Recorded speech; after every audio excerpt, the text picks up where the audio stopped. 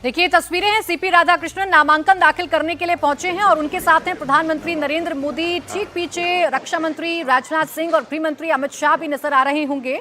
तो आज नामांकन का दिन है। आज सीपी राधाकृष्णन एनडीए के उम्मीदवार के तौर पर, उपराष्ट्रपति के उम्मीदवार के तौर पर अपना नामांकन दाखिल करेंगे। प्रधानमंत्री आगे आगे चल रहे हैं, सीपी राधाकृष्णन उनके ठीक पीछे। पीछे आपको रक्षा मंत्री राजनाथ सिंह नजर आ रहे हैं और एनडीए के तमाम नेता हैं।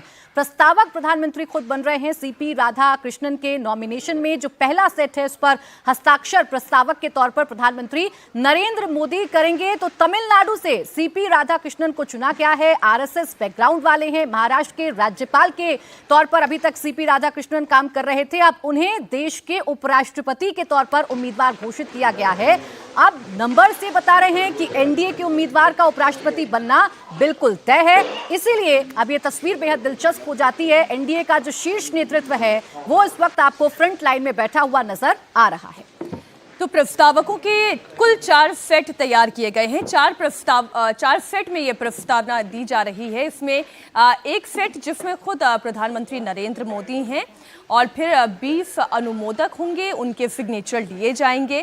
प्रधानमंत्री मोदी का हस्ताक्षर। पहला सेट रक्षा मंत्री राजनाथ सिंह इस तस्वीर में आपको दिखाई दे रहे हैं। ये देखिए, अब जो नामांकन दाखिल करने की प्रक्रिया है वो प्रक्रिया चल रही है। ये तस्वीरें आपके सामने। और चूंकि ये एनडीए के उम्मीदवार हैं, इसलिए आप एनडीए के तमाम घटक दलों के मुखियाओं को यहाँ पर देख रहे हैं। चिराग पासवान दिखाई दे रहे हैं, पीछे अनुप्रिया पटेल दिखाई दे रही हैं, ललन सिंह दिखाई दे रहे हैं जेडीयू दल की ओर से।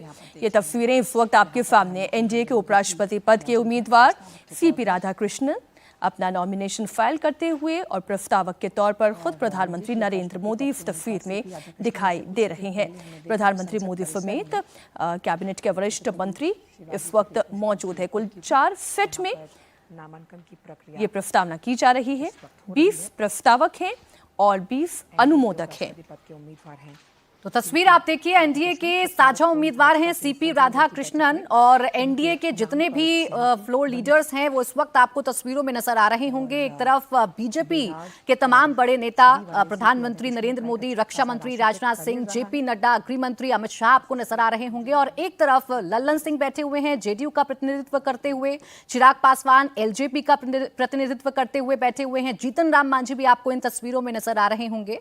तो तमिलनाडु से सीपी राधाकृष्णन को चुना गया है। नंबर्स की बात कीजिए तो 391 बहुमत का आंकड़ा है। और एनडीए के शक्ति की बात करें या एनडीए के पास कितनी संख्या है तो 422 सांसदों की संख्या एनडीए के पास है।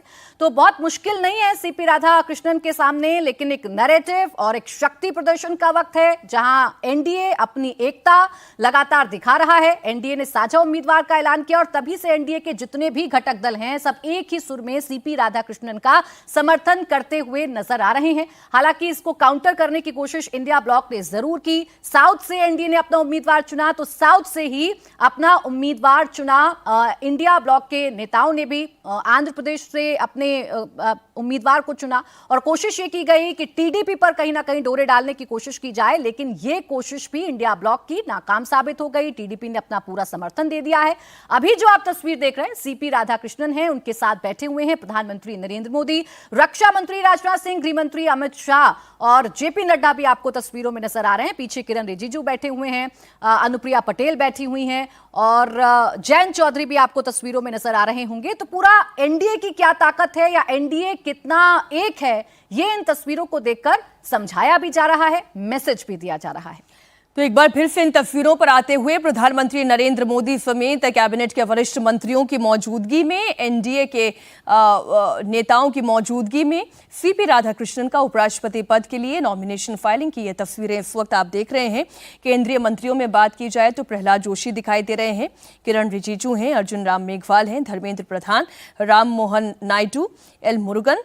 इसके अलावा भाजपा नेता विनोद तावड़े की भी मौजूदगी यहाँ पर दिखाई दे रही है।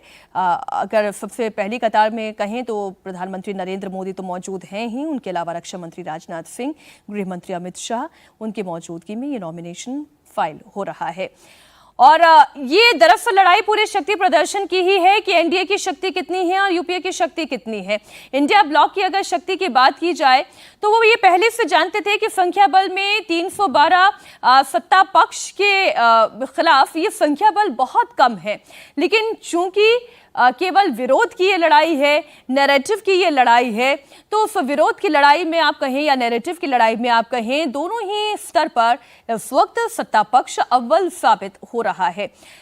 तमिल वर्सेस तेलुगु की पॉलिटिक्स आप कह लें, साउथ वर्सेस साउथ की पॉलिटिक्स आप कह लें, राधाकृष्णन बनाम सुदर्शन, ये लड़ाई इस वक्त ऐसा लग रहा है बिल्कुल प्रत्यक्ष तौर पर कि एनडीए ये जंग जीतती हुई नजर आ रही है। और ये बात विपक्ष भी बहुत अच्छी तरीके से जानता था। आपको याद होगा कि जब समाजवादी पार्टी की तरफ से रामगोपाल यादव ने भी रिएक्शन दिया था तो उन्होंने सीपी राधाकृष्णन की नाम पर, उनकी उम्मीदवारी पर उन्होंने पॉजिटिव रिमार्क्स दिए थे। कहीं से भी ऐसा नहीं लग रहा था कि जैसे कि कोई उन्हें उस उम्मीदवारी पर या उस नाम को लेकर कोई शंका है, लेकिन चूंकि ये विरोध की राजनीति है और इसलिए विरोध के लिए एक नाम और विपक्ष की ओर से रखा गया है। एनडीए उम्मीदवार सीपी राधाकृष्णन की नॉमिनेशन फाइलिंग की तस्वीरें एक बार फिर आप देखें। एनडीए उम्मीदवार सीपी राधाकृष्णन ने अपना नामांकन दाखिल किया है। तो एनडीए के उम्मीदवार इस वक्त अपना नामांकन दाखिल कर रहे हैं। प्रधानमंत्री मोदी पहले प्रस्तावक के तौर पर हस्ताक्षर करके जो फॉर्म है वो सबमिट किया जा रहा है। बाकी 20 प्रस्तावक इस नॉमिनेशन में बनेंगे और ये 20 प्रस्तावक एनडीए के घटक दलों के अलग अलग नेता हैं। शीर्ष नेतृत्व आपको नजर आ रहा होगा, जिसमें प्रधानमंत्री मोदी हैं, रक्षा मंत्री राजनाथ सिंह हैं, गृह मंत्री अमित शाह हैं, जेपी नड्डा हैं, जयंत चौधरी आरएलडी से हैं, रामदास अठावले भी बैठे हुए नजर आ रहे हैं, लल्लन सिंह हैं, चिराग पासवान हैं, जीतन राम मांझी हैं। तो एनडीए के साझा उम्मीदवार के तौर पर सीपी राधाकृष्णन, जो कि तमिलनाडु से आते हैं और तमिलनाडु में बीजेपी के प्रदेश अध्यक्ष रह चुके हैं, इसके साथ ही साथ आरएसएस का बैकग्राउंड है, महाराष्ट्र के राज्यपाल के तौर पर कार्यरत रहे हैं। उन्हें जब उनके नाम का ऐलान किया गया तो विपक्ष के भी कई नेताओं के बयान हमने सुने जो उनके नाम पर सहमति जता रहे थे, लेकिन ये नैरेटिव की लड़ाई है, अपने अपने शक्ति प्रदर्शन की लड़ाई है। तो ऐसे में विपक्ष ने भी अपने candidate retired justice P Sudarshan Reddy को उतारा, जो आंध्र प्रदेश से आते हैं। ऐसे में आंध्र प्रदेश वर्सेस तमिलनाडु का ये जो पूरा का पूरा जंग है वो देखने को मिल रही है। सबसे ज्यादा निगाहें इसी बात पर हैं कि डीएमके क्या करती है। हालांकि डीएमके की तरफ से कल कनिमोझी ने साफ कर दिया था कि हम अपने उम्मीदवार के साथ खड़े रहेंगे, हम बी सुदर्शन रेड्डी के साथ खड़े रहेंगे। लेकिन देखना दिलचस्प होगा कि 422 का ये जो आंकड़ा है एनडीए के पास, जब वोटिंग होती है तो इसमें कितना इजाफा होता है, क्या कोई गुप्त वोटिंग होती है, इस पर सभी की निगाहें टिकी रहेंगी। लेकिन इस वक्त एनडीए की तस्वीर आप देख रहे हैं, सीपी राधाकृष्णन बैठे हुए हैं, प्रधानमंत्री नरेंद्र मोदी पहले प्रस्तावक के तौर पर हस्ताक्षर कर चुके हैं, रक्षा मंत्री राजनाथ सिंह, गृह मंत्री अमित शाह, चिराग पासवान, लल्लन सिंह, अनुप्रिया पटेल, जयंत चौधरी, एनडीए के जितने भी बड़े नेता हैं या एनडीए के घटक दलों के जितने भी बड़े नेता हैं जो फ्लोर पर मौजूद रहते हैं, जो संसद में मौजूद रहते हैं, वो लगातार आपको बैठे हुए नजर आ रहे होंगे। नितिन गडकरी तस्वीरों में आपको नजर आ रहे होंगे। तो ये दोनों ही दल, यानी कि एनडीए की बात करें या इंडिया ब्लॉक की बात करें, अपनी अपनी एकता, अपनी अपनी शक्ति का परिचय देने का मौका है। एनडीए तो अपना शक्ति प्रदर्शन कर रहा है। तस्वीर आप देखिए नॉमिनेशन की, एनडीए कितना एकजुट है और एनडीए के नेताओं में कितनी आपसी सहमति है, ये इन तस्वीरों को देखकर समझा जा सकता है। एक बार फिर से नंबर्स की हम जरा बात कर लेते हैं। निर्वाचन मंडल जिसे हम कहते हैं, यानी कि सांसदों की संख्या का बल हम कहते हैं। कुल स्ट्रेंथ अगर लोकसभा और राज्यसभा की कही जाए तो कुल स्ट्रेंथ जो है वो 782 की स्ट्रेंथ है। इसमें जीत के लिए 392 वोटों की जरूरत है।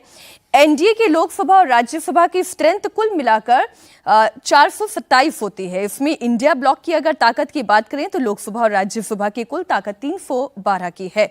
तो ऐसी परिस्थिति में लोकसभा और राज्यसभा में ताकत के बल पर हम ये कह सकते हैं कि एनडीए के लिए ये जीत तय है। लेकिन विपक्ष की तरफ से जो कहा जा रहा है, जिस तरीके का नैरेटिव लगातार फैलाया जा रहा है, अगर पिछले ही उपराष्ट्रपति की बात कर ले तो लगातार विपक्ष ये कहता रहा कि ठीक है सीपी राधाकृष्णन का नाम अच्छा है, लेकिन आप पहले ये बताएं कि आपके जो उपराष्ट्रपति थे, हम अखिलेश यादव के बयान की बात कर रहे हैं यहाँ पर, उन्होंने कहा कि जो उपराष्ट्रपति थे वो आजकल कहाँ हैं, ये एक प्रश्न जरूर उठता है। खैर, तस्वीर एक बार फिर से आपके सामने। एनडीए के उपराष्ट्रपति पद के उम्मीदवार राधाकृष्णन इस वक्त अपना नॉमिनेशन फाइल करते हुए दिखाई दे रहे हैं। प्रस्तावक के तौर पर प्रधानमंत्री नरेंद्र मोदी ने हस्ताक्षर किए और अब जो तस्वीर इस वक्त आप देख रहे हैं, जो घटक दल हैं उनकी भी मौजूदगी इस वक्त नजर आ रही है। ललन सिंह चिराग पासवान के बगल में बैठे हुए हैं, उसके ठीक बगल में सीपी राधाकृष्णन हैं, फिर प्रधानमंत्री नरेंद्र मोदी दिखाई दे रहे हैं, फिर रक्षा मंत्री राजनाथ सिंह दिखाई दे रहे हैं। ये दरअसल एनडीए की ताकत का प्रदर्शन भी है।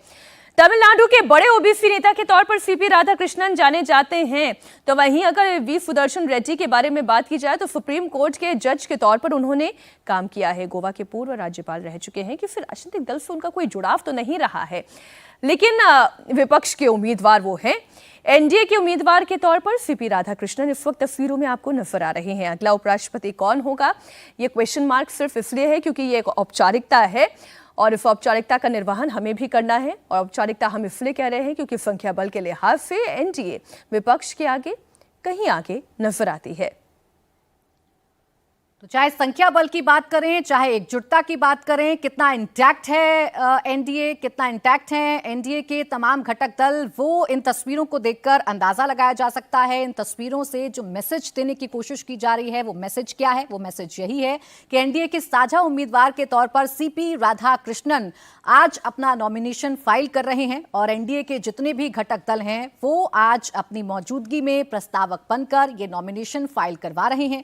पहले प्रस्तावक प्रधानमंत्री नरेंद्र मोदी बने, उन्होंने हस्ताक्षर किए और इसके बाद एक एक करके जितने नेता हैं वो अपने हस्ताक्षर करेंगे, जो आपको फ्रंट लाइन में बैठे हुए नजर आ रहे हैं। तो फ्रंट लाइन में बैठे हुए नेताओं की अगर बात करें तो जीतन राम मांझी, चिराग पासवान, लल्लन सिंह, ये आपको तस्वीरों में नजर आ रहे हैं। फिर सीपी राधाकृष्णन हैं, उनके पास बैठे हुए हैं प्रधानमंत्री नरेंद्र मोदी, रक्षा मंत्री राजनाथ सिंह, जेपी नड्डा हैं, गृह मंत्री अमित शाह हैं, केंद्रीय मंत्री नितिन गडकरी हैं, रामदास अठावले हैं। तो तमाम जो नेता हैं बड़े बड़े वो आज इस नॉमिनेशन के दौरान मौजूद हैं और नॉमिनेशन देखिए फाइल हो गया है। हाथ मिलाकर बधाई देते हुए प्रधानमंत्री नरेंद्र मोदी, और एनडीए का जो बॉडी लैंग्वेज है वो ये बता रहा है, या एनडीए की बॉडी लैंग्वेज ये बता रही है कि नंबर्स के लिहाज से कहीं पर भी कोई परेशानी नहीं है एनडीए के सामने।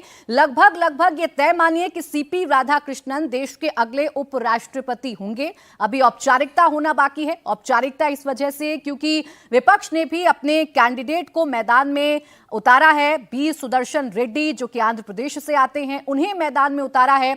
इसलिए मुकाबले को दिलचस्प करने की कोशिश की है क्योंकि विपक्ष ये बताना चाहता है कि हम किसी भी सूरत हाल में कमजोर विपक्ष नहीं है, हमारी एक अलग आवाज है। ये विपक्ष बताना चाहता है क्योंकि विपक्ष भी ये जानता है कि नंबर्स के लिहाज से वो बहुत पीछे है।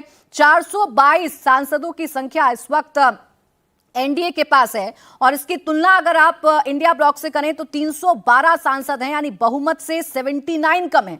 जबकि अगर आप एनडीए के आंकड़े की बात करेंगे तो 422 का आंकड़ा है जो 31 ज्यादा है। बहुमत से 31 ज्यादा सांसद हैं इस वक्त एनडीए के पास। अब देखना है कि 422 में क्या कुछ इजाफा होता है क्योंकि सीक्रेट वोटिंग इसमें होती है।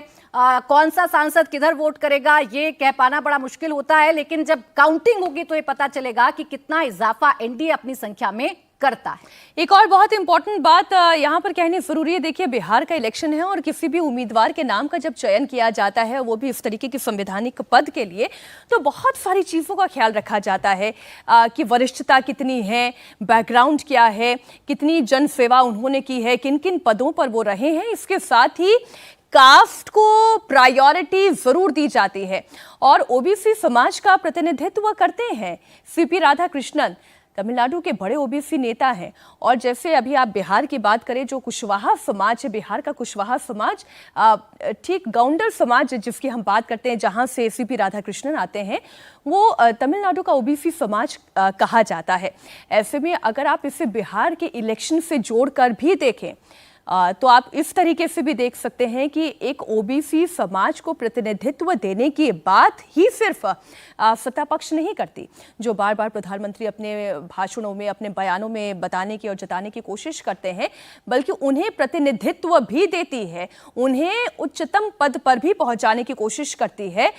ये एक मैसेजिंग प्रधानमंत्री की ओर से, या यूं कहें कि एनडीए की ओर से करने की कोशिश है क्या इसका कोई रिफ्लेक्शन बिहार के पॉलिटिक्स में भी दिखाई देगा, ये एक प्रश्न है। लेकिन एक तस्वीर और एक छवि इस उम्मीदवारी के तौर पर यह भी नजर आती है। तो सीपी राधाकृष्णन एनडीए के उम्मीदवार के तौर पर अपना नॉमिनेशन फाइल कर चुके हैं और जब नॉमिनेशन फाइल कर रहे थे सीपी राधाकृष्णन, ये उसी वक्त की तस्वीर आपके सामने है जब एनडीए के तमाम बड़े नेता सीपी राधाकृष्णन के नॉमिनेशन के दौरान मौजूद रहे। सबके हस्ताक्षर हुए। 20 प्रस्तावक कुल बने हैं, जिसमें पहले प्रस्तावक के तौर पर प्रधानमंत्री नरेंद्र मोदी ने हस्ताक्षर किए हैं। नंबर्स एनडीए के पास बहुमत से ज्यादा हैं, 31 सांसद ज्यादा हैं, 422 का नंबर एनडीए के पास है, जबकि इसकी तुलना में इंडिया ब्लॉक की बात करें तो 312 का आंकड़ा इंडिया ब्लॉक के पास है। और सीपी राधाकृष्णन की बात करें तो उनके नाम का चयन क्यों हुआ? वो तमिलनाडु से आते हैं और बीजेपी ये चाहती है कि तमिलनाडु में, खासकर साउथ में, दक्षिण के राज्यों में जो बीजेपी का जो शक्ति है या बीजेपी का जो प्रतिनिधित्व है वो बढ़े, बीजेपी वहां अच्छा करे, ये भारतीय जनता पार्टी चाहती है। इस वजह से सीपी राधाकृष्णन के नाम का चुनाव भी किया गया है, जो प्रदेश अध्यक्ष की भूमिका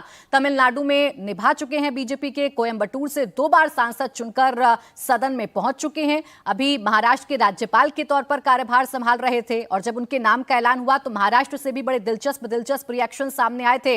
उद्धव गुट के नेता संजय राउत ने कहा था कि सीपी राधाकृष्णन बहुत अच्छे नेता हैं, उनकी तारीफ संजय राउत ने की थी, लेकिन यह भी कहा था कि हम अपना नेता जरूर उतारेंगे। तो विपक्ष ने अपना नेता उतार दिया है। विपक्ष ने बी सुदर्शन रेड्डी, जो कि सुप्रीम कोर्ट के जज रहे हैं, उन्हें मैदान में उतारकर इस मुकाबले को दिलचस्प करने की कोशिश जरूर की है। लेकिन कुल 782 सांसद हैं, यानी टोटल संख्या है, जिसमें से 422 एनडीए के पास हैं और विपक्ष के पास है 312।